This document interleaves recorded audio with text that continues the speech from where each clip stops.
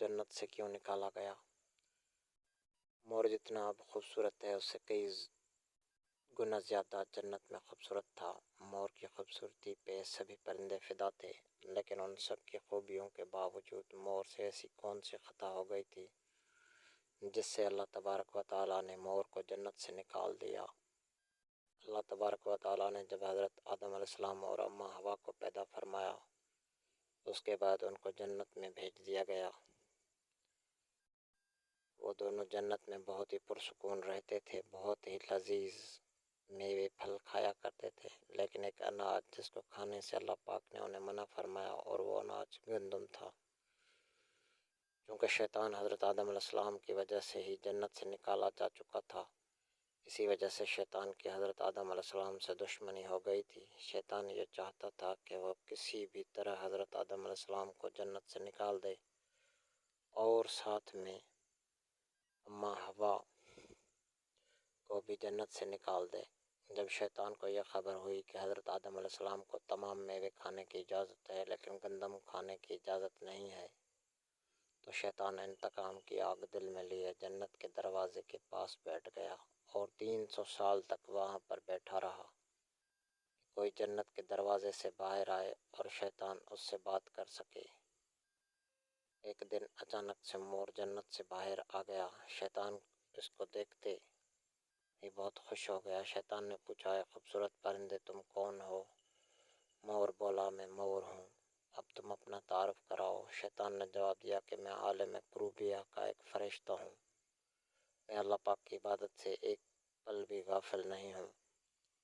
میں چاہتا ہوں کہ میں جنت میں جاؤں، وہاں کی نعمتوں کا اپنی آنکھوں سے مشاہدہ کروں۔ شیطان مور سے کہنے لگا کہ تم مجھے جنت کے اندر لے جاؤ، میں تمہیں 3 ایسی باتیں بتاؤں گا جس سے تمہیں ابدی زندگی حاصل ہو جائے گی، تمہیں بڑھاپا اور بیماری نہیں آئے گی، تم ہمیشہ جنت میں ہی رہو گے۔ شیطان کی یہ باتیں سن کر لالچ میں آ کر مور نے کہا کہ مجھ میں تو اتنی طاقت نہیں ہے کہ میں تمہیں جنت کے اندر لے جاؤں، لیکن ایک سانپ میرا دوست ہے، وہ شاید تمہاری مدد کر سکے۔ یہ کہہ کر مور سانپ کے پاس آیا، اس کو ساری بات بتائی۔ سانپ بھی شیطان کی باتوں سے بہت خوش ہو گیا، پھر شیطان کو اپنے منہ میں چھپا کر جنت میں داخل ہو گیا، اور یوں شیطان اپنی چال میں کامیاب ہو گیا۔ جنت کے تمام نگہبانوں کو یہ معلوم تھا کہ شیطان یہ چال چل رہا ہے اور جنت میں داخل ہو چکا ہے۔ فرشتے شیطان کو جنت سے نکالنے لگے، تبھی اللہ پاک کا حکم ہوا کہ اس کو ابھی تک جنت میں ہی رہنے دیا جائے۔ وہ فرشتے اللہ تبارک و تعالیٰ کے حکم سے رک گئے، شاید یہ حضرت آدم علیہ السلام کا امتحان تھا۔ شیطان حضرت آدم علیہ السلام کے پاس اور اماں حوا کے پاس جا کر اپنی محبت کا اظہار کرنے لگا۔ وہ دونوں ہی شیطان کو پہچان نہ سکے، کیونکہ ماضی کے مقابلے میں شیطان کی شکل تبدیل ہو چکی تھی۔ شیطان کہنے لگا کہ میں چاہتا ہوں کہ آپ دونوں ہمیشہ جنت میں اسی طرح زندگی گزاریں، ہمیشہ خوش رہیں۔ حضرت آدم علیہ السلام اس کی بات بہت غور سے سننے لگا۔ شیطان نے کہا، اگر آپ میری بات مان جائیں تو آپ کو جنت کی اور بھی تمام سہولتیں ملیں گی۔ حضرت آدم علیہ السلام شیطان کے بہکاوے میں آ کر کہنے لگا کہ یہ کس طرح ممکن ہے؟ شیطان کہنے لگا، ایک گندم کا دانہ اگر آپ دونوں چکھ لیں تو آپ کو ابدی حیاتی حاصل ہو جائے گی اور آپ جنت میں ہی رہیں گے۔ یہ بات سن کر حضرت آدم علیہ السلام کے دل میں رجحان پیدا ہوا، لیکن ان کے دل میں اللہ کی نافرمانی کا خوف غالب آ گیا۔ جبکہ اماں حوا شیطان کی باتوں میں آ گئی، جس پر اماں حوا نے حضرت آدم علیہ السلام کو راضی کر لیا۔ پھر اس کے بعد ان دونوں نے اس گندم کے دانے کو چکھ لیا۔ جیسے ہی گندم کا دانہ ان کے اندر گیا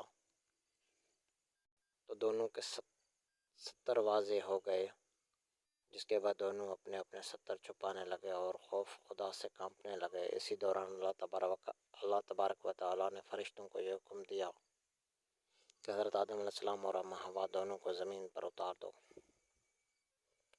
حضرت آدم علیہ السلام کو سری لنکا کے قریب نیچے زمین پر بھیج دیا گیا، جبکہ اماں حوا کو جدہ کے سرزمین پر اتارا گیا۔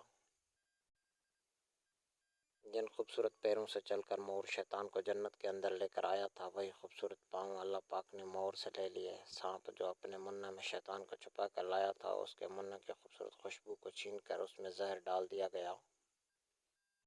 پھر مور کے ساتھ ساتھ سانپ کو بھی جنت سے نکال دیا گیا۔